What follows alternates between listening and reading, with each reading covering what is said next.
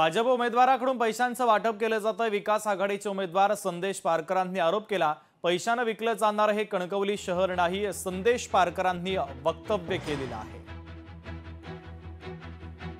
विकासाच्या मुद्द्यावर लढवणारे आपण जनतेचे लुटलेले पैसे वाटण्याची वेळ आपल्यावर का आली आणि प्रत्येक मतदाराला त्या ठिकाणी 10,000 रुपये 15,000 रुपये अशा प्रकारचा दर हा मतांची किंमत का ठरवावी लागली याचं आत्मपरीक्षण हे त्यांनी करावं।